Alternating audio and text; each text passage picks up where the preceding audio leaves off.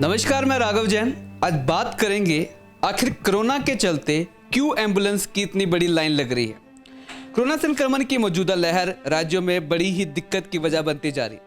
बीमारों के इलाज के लिए संसाधन की कमी पड़ रही है। वहां कोरोना संक्रमण की वजह से जान गंवाने वालों के अंतिम संस्कारों में भी दिक्कत आ रही है। उत्तर प्रदेश और मध्य प्रदेश के कई जिलों में शवों के अंतिम संस्कार के लिए घंटों इंतजार करना पड़ता है। खास करके उत्तर प्रदेश की राजधानी लखनऊ और मध्य प्रदेश की राजधानी भोपाल में हालात दिन प्रतिदिन चिंताजनक होते जा रहे हैं। भोपाल के कुछ संगठनों का दावा है कि राजधानी से गैस त्रासदी के बाद पहली बार ऐसी स्थिति दिख रही है। लेकिन बड़ी बात यह है कि अगर ऐसे हालात बनते हैं तो आने वाले दिनों में और भी बदतर हो जाएंगे। पत्रकार समीरत मज मिश्रा के मुताबिक उत्तर प्रदेश में जो तस्वीरें दिख रही है वो सरकार के दावों और आंकड़ों से अलग है।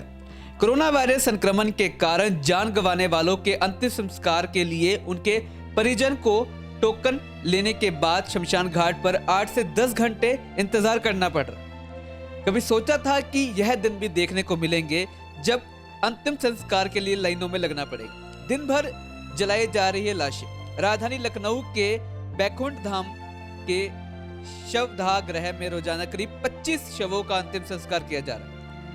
शवदाह गृह के एक कर्मचारी मुन्ना सिंह ने बीबीसी को फोन पर बताया कि एक शव के अंतिम संस्कार में करीब 45 मिनट का वक्त लगता है। वह दिन भर शवों के अंतिम संस्कार किया जा रहा है। हालांकि सरकारी आंकड़ों के मुताबिक अप्रैल महीने में लखनऊ में रोजाना औसतन 5 से 8 मौतें दर्ज हो रही है। लेकिन बैकुंठ धाम में कोविड प्रोटोकॉल के तहत ही हर रोज 20 से अधिक शवों को जलाया जा रहा है, उनका अंतिम संस्कार किया जा रहा है। इसके अलावा कुछ अन्य शमशान घाटों पर भी शवों का अंतिम संस्कार जो है वह किया जा रहा है। लेकिन कोविड संक्रमण से मरने वालों का अंतिम संस्कार बैकुंठ धाम पर ही हो रहा है। मुन्ना सिंह आगे बताते हैं कि होली के बाद से यह संख्या लगातार बढ़ रही है। ज्यादातर शव KGMU अस्पताल से आ रहे हैं, जिनका अंतिम संस्कार सुबह 3 से 4 बजे तक किया जा रहा है। सरकारी आंकड़े कितने सही?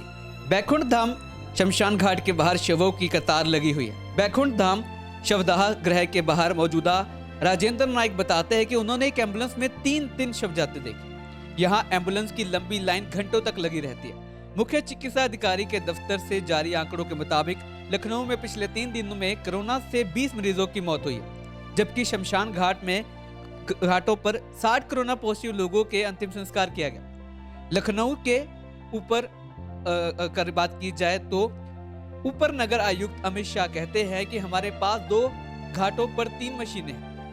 गुलारा घाट पर 1 मशीन और बैकुंठ धाम पर 2 मशीनें।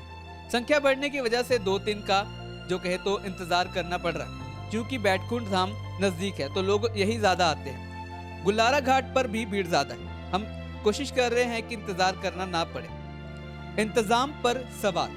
इस शमशान में गुरुवार को भोपाल के 13 कोविड संक्रमित के अलावा आसपास के जिलों के 18 लोगों का अंतिम संस्कार किया गया। सुभाष नगर विश्राम घाट में 5 संक्रमितों का देह संस्कार किया गया। 5 अन्य शवों को शहर के झदा कब्रिस्तान में दफनाया गया। इस तरह से बात की जाए तो गुरुवार को कुल 41 लोगों का अंतिम संस्कार किया गया। इनमें से एक 8 महीने की बच्ची भी शामिल है, जिसकी कोरोना की वजह से संक्रमण के चलते मौत हो गई। अब बड़ी बात यह है कि सरकार के आंकड़े कुछ कह रहे हैं, लोगों के दावे कुछ और है। सच्चाई क्या है? क्या आज यह नौबत आ चुकी है कि शमशान घाट के बाहर भी लोगों को लाइनें लगानी पड़ रही है? क्या सरकार इस चीज में भी सक्षम नहीं है? और आखिर असली आंकड़ों को क्यों छुपाया जा रहा है? खबरों के लिए आप हमारे साथ बने रहें और देखते रहें आज शाम।